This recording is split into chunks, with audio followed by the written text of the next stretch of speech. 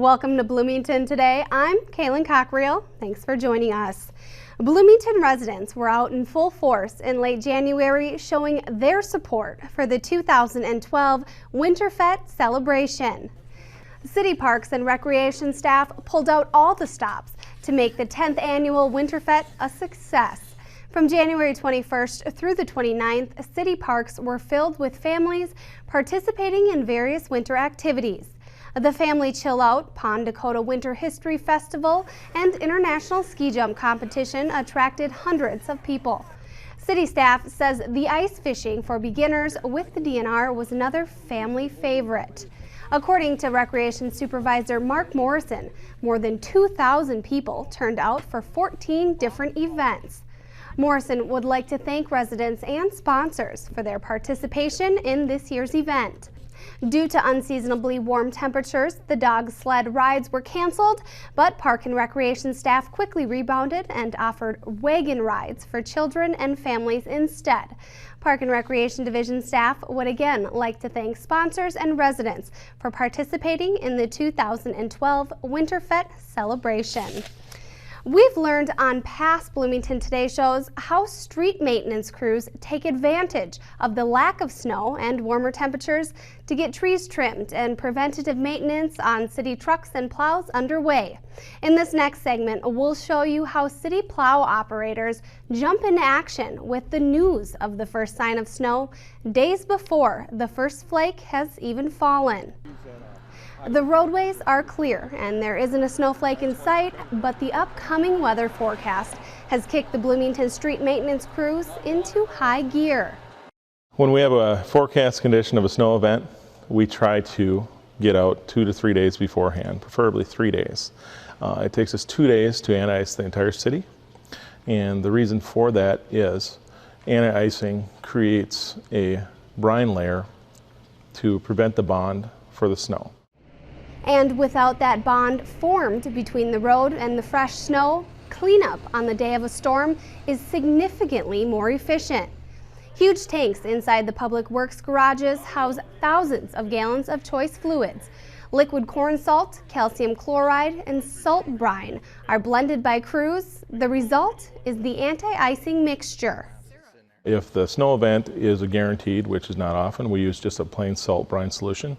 If we need some longevity out of it, we add a liquid corn salt, which basically is a binder. It's like a glue to help it stick to the road and last longer. In colder weather conditions, we will add calcium and magnesiums to that to help us with some melting down to negative temperatures. One of the things anti-icing does is it does create heat, because salt is the heat reaction, which gives us the liquid layer, the brine layer. Now having the brine layer beneath the salt, it keeps from having the bond. So that's basically what we're going for. In a frost condition, it's the same thing. Salt is a chemical reaction, energy is heat. Heat helps us melt the snow. On average, 14,000 gallons of anti-icing solution is applied to the streets of Bloomington before a snowfall. This proactive snow and ice control strategy serves as Bloomington's first line of defense in its winter maintenance operation. It keeps plow operators from struggling to break through a layer of snow and ice because, thanks to anti-icing done a day before earlier, that layer doesn't exist. That keeps us from using excess amounts of salt and chemicals to melt the ice and snow, because we're able to remove it from the road surface before applying the second layer. So it's a savings financially as well as for the environment. Anti-icing the roads before a snowfall not only helps crews use less material during the actual storm, but reinforces the city's #1 goal, the safety of those who visit, live, or work in Bloomington. If you see the City of Bloomington trucks out spraying liquids on the road anti-icing, you can pretty much bet yourself we got a snow event coming in 1 to 2 days. So you can plan on that and know that we're ahead of the game and trying to keep you safe, getting to school, getting to church, getting to work, wherever you're going. We're working on it. And here's another fun fact about anti-icing. Crews determine whether it's cold enough to apply solution not based on the air temperature outside, but the ground temperature. The concentration of salt used in anti-icing depends on that temperature. And as public works crews are staying ahead of the forecast, this week's In the Loop segment focuses on one local business in the South Loop District that is looking ahead to find new sustainable ways to conserve energy. The IKEA store, located just north of the Mall of America, will soon be the state's largest generator of electricity from the sun.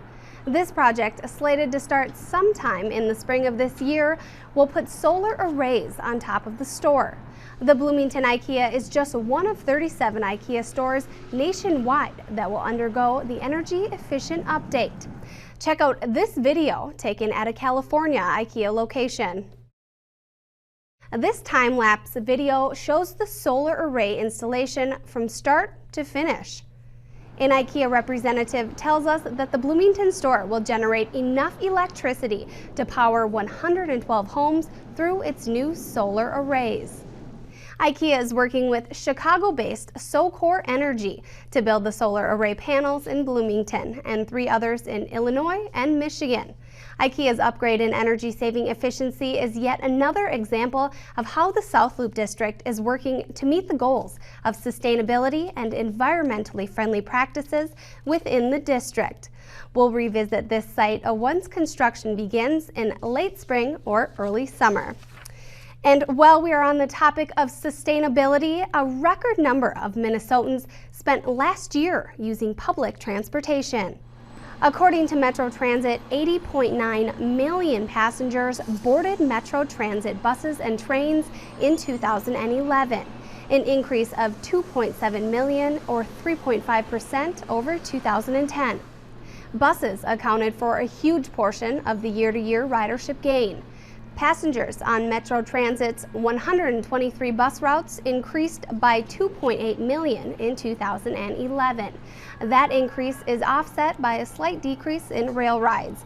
The Hiawatha Light Rail Transit line carried 10.4 million passengers, a decline of about 55,000 from 2010. The North Star Commuter Rail carried just over 700,000 passengers, down about 7,000 from a year ago.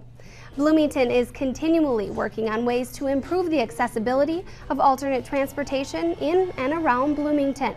Whether you're traveling by bus, light rail, walking, or biking, the city is committed to finding easy and affordable variations to traditional modes of transportation.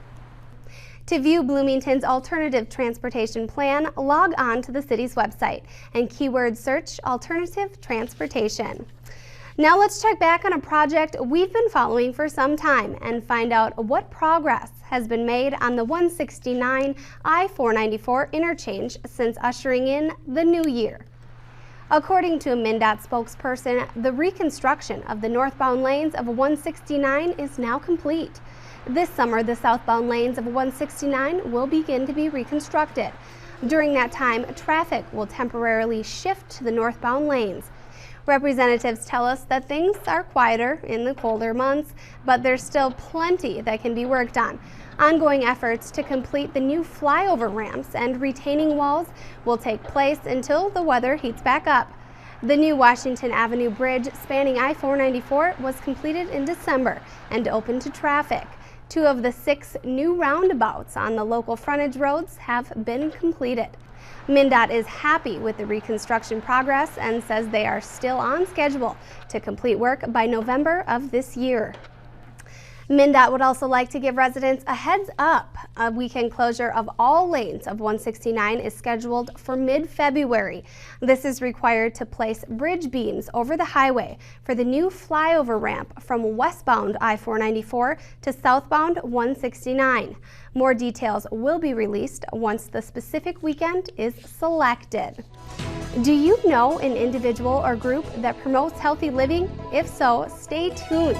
It's now time for a short break. I'll give you more details on this when we come back. The American Legion honors our newest generation of warriors and veterans. Please join us in supporting and recognizing their unique contributions and needs. The unemployment rate among veterans is unacceptably high. They are a proven commodity and they deserve a chance to get back to work after serving their country. Hire them. Today, more than ever before, women are on the front lines of America's defense. They deserve to be recognized for their service as guardians of freedom and to receive the best treatment and care we can provide.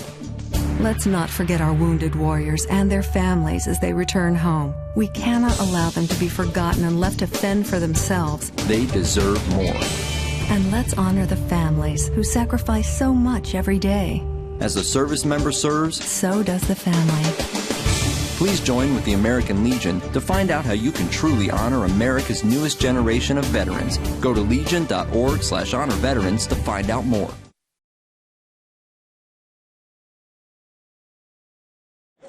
You know, I know a lot of you have heard the phrase, if at first you don't succeed. No. If at first you don't succeed, change your approach.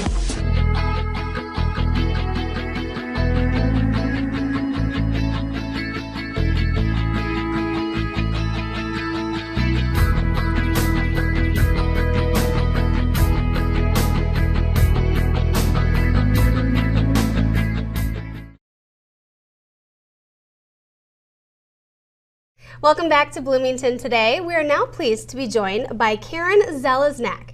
Karen is the Public Health Administrator with Bloomington Public Health Division. Thanks for being here. Well, it's a pleasure to be here. Okay, well, every year around this time, Bloomington Advisory Board of Health seeks nominations for a very special award. Why don't you tell us a bit about that award?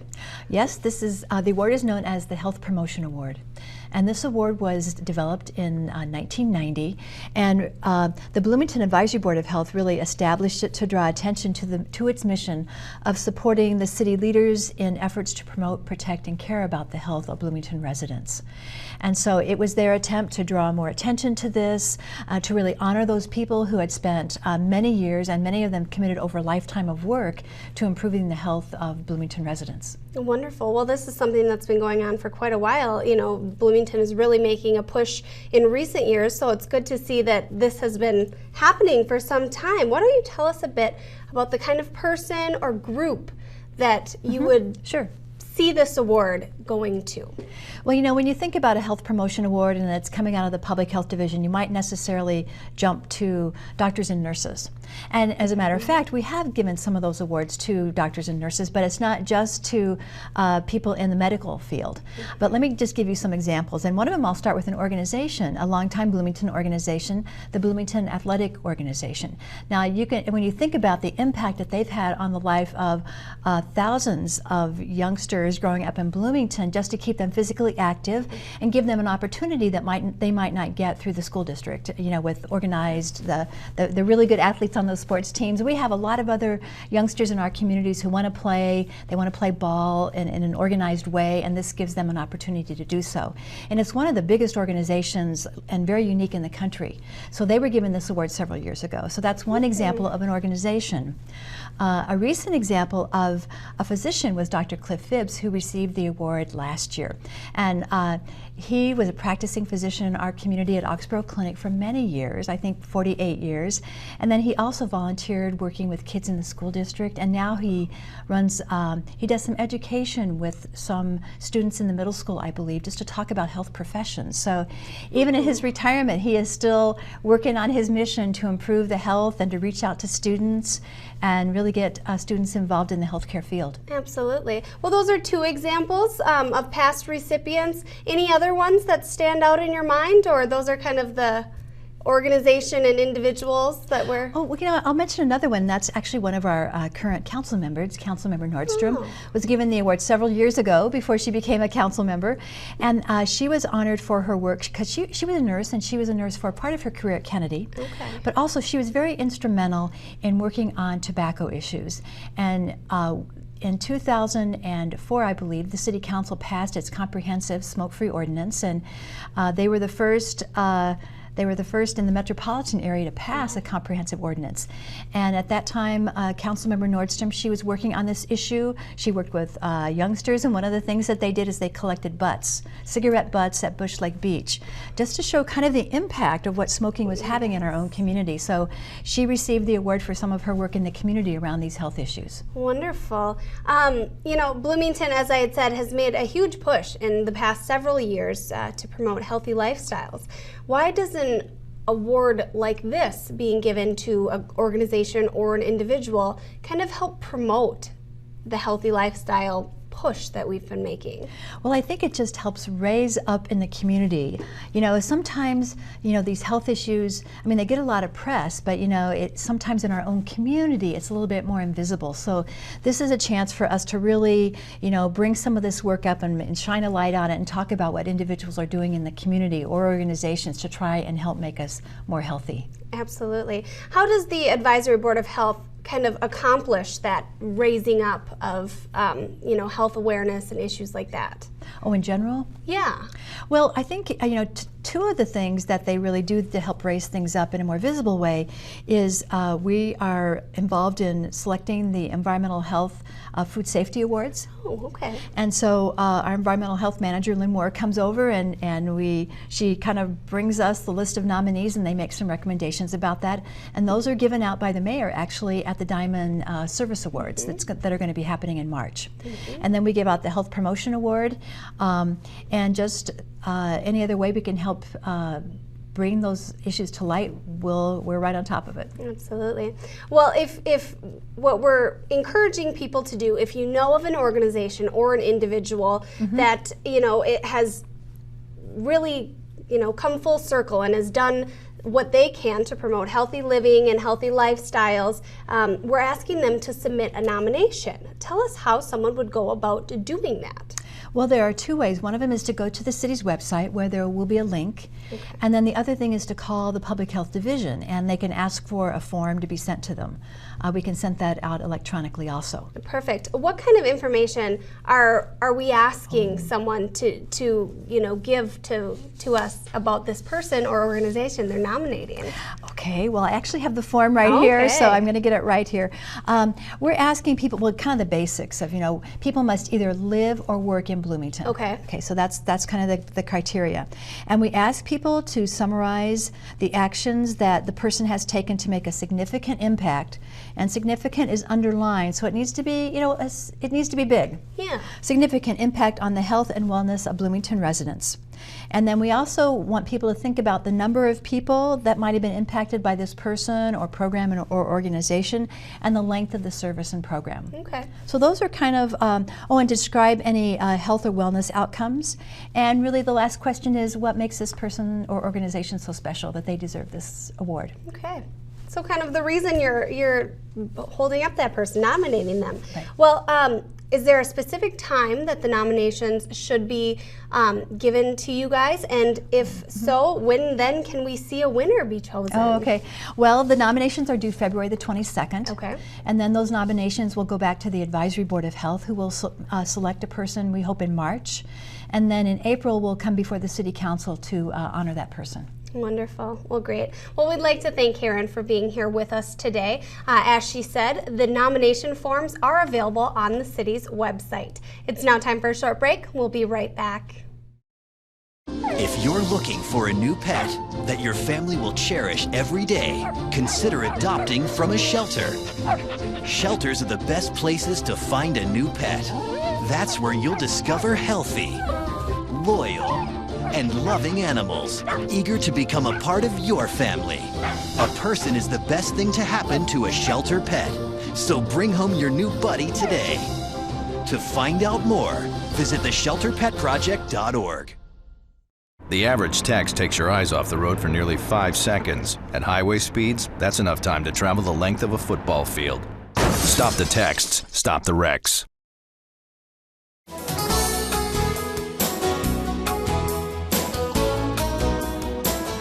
Welcome back, everyone. This very studio we're in right now, bringing you Bloomington Today, is shared by another channel operated by the City of Bloomington. For residents who don't know what I'm talking about, let me introduce you to BCAT.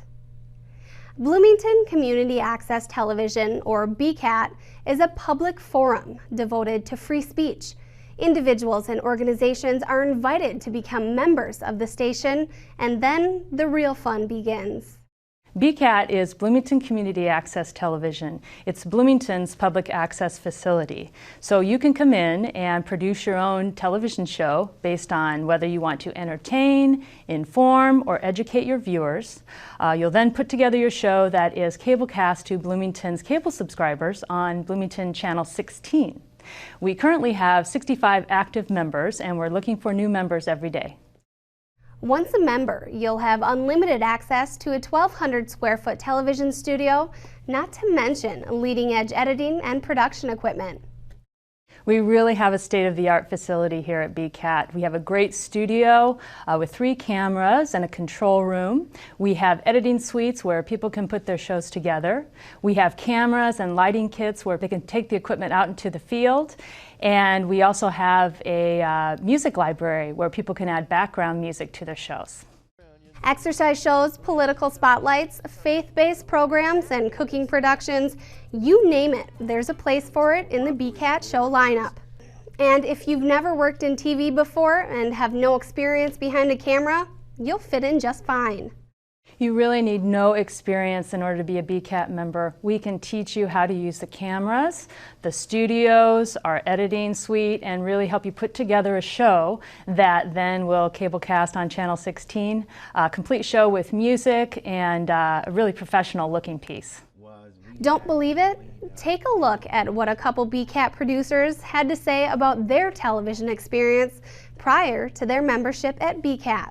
I never had any experience. All I've ever done is watch TV and see movies, but I had never 1 ounce of experience. Before I started working at BCAT, I didn't know anything about producing a show. Before we became members here at BCAT, we didn't have any television experience at all. When we started our show, we didn't have any experience. No experience, no necessary.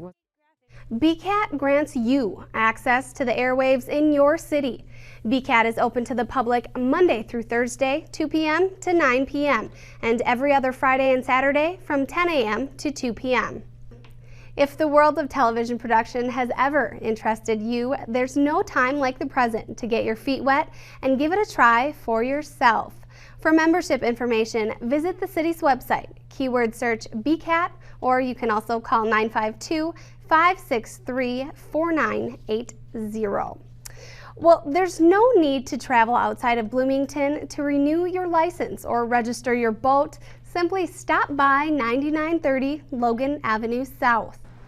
The city's Deputy Registrar's Office is ready to fulfill all your licensing needs. We provide most services needed by the citizens of Minnesota. We do title transfers, we do license tab renewals, driver's license renewals and address changes. We do DNR boats, snowmobiles, and ATVs.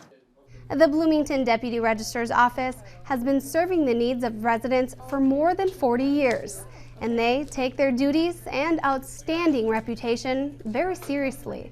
The one really good thing about coming in here is the convenience of parking. Our parking is right outside our door. It's a single level building, in and out for people that may find stairs or parking ramps difficult. We have a line we call the super service line, where you come in to buy your tabs if you have your notice, and you're in and out in less than 5 minutes. What we really like is the shorter wait times here than you'll find maybe in one of the larger offices. The Deputy Registrar's Office is located at 9930 Logan Avenue, next to the city's public health building. And keeping the office open in Bloomington keeps your dollars in the local economy, while creating jobs in the city. And rather than just scraping the surface about what goes on behind the counter at the Bloomington Deputy Registrar's Office, let's step into Kim Griffith's shoes a bit further and take a closer look at her position as the city's motor vehicle supervisor with this next City Faces segment. Well, we had a couple one time that had moved to St. Paul, and the husband said, "I'm going to the office that's closer," and the wife said, "I'm going back to Bloomington, and I bet you I'll beat you home." And she did. This staff knows you might not race in excitement to see them, but the City of Bloomington's motor vehicle registration counter has quite the reputation for quick service with a smile. Have a great new year. By the short wait. Well, good. Glad to hear it. Kim Griffith, motor vehicle supervisor. We always try to give our customers a second chance if they don't like the first one. As the lunch hour ends, the line in this small office shortens up. Our job here is to help the customers, to help the citizens of Bloomington get done what needs to get done. And it's funny because over the years, sometimes they get to be like friends, old friends and family that come in year after, especially here, because we probably see more citizens face-to-face than any other department. Though your license says State of Minnesota, all face-to-face counters are run by a private business, county, or a city like Bloomington. We are an enterprise fund, so we live or die on our service fees, which is why trying to keep customers coming in here instead of going to the internet or going to mail. If we can make their trip quicker, we can keep that small portion of that staying in the community instead of going to the state of Minnesota. So that's what we run on. At this office, those faces behind the counter might be pretty familiar. Yeah, up until 3 years ago, 10 years was the newest employee. You can tell when you meet her. Griffith can't help but smile. I love my customers. I've been here now for 26 years, so I have my regulars. So a lot of them know my name. A lot of them, I've gone from being the young girl to the old timer over the years. But seeing those same faces that come in, or when someone moves in new to Minnesota and they come in and we help them out and they go, this was so much easier than where we were before. I like the customers. I'm not meant to sit in a cubicle. Those who keep coming back to this small building just behind the animal shelter say there's something different about this crew's mentality. What I've tried to tell my staff along the way is, know how you'd feel if it was you on the other side of the counter and you'd never done that. Smile. What does it hurt to smile at someone? It makes things a whole lot better. Just to smile. To step into the shoes of many other city employees with a variety of jobs, visit the city's YouTube channel. It's here you'll find several City Faces segments. Bloomington Human Services Division is inviting residents to celebrate the National Day of Love by attending a Valentine's Day lunch. On Tuesday, February 14th, join the Creekside Crafters and Quilters for the annual Valentine's Day lunch. This event, held at Creekside Community Center, starts seating at 11:15 a.m. with the lunch beginning at 11:30. While residents' taste buds will enjoy the hearty menu of beef pot roast, mashed potatoes, and green beans, the Genetic Advantage Barbershop Quartet will provide a treat for their ears. Call 952-563-4948 to reserve your seat. A contribution of up to $3 is suggested for residents 60 years of age or older. There's a $6 fee for guests attending who are under age 60. And that's all the time we have for today. To get more information on city projects, parks, road construction, and events, visit the city's website. To check out past Bloomington Today shows or other city productions, visit Bloomington's YouTube channel, accessible right from the city's homepage. That and so much more is online right now at www.ci.bloomington.mn.us.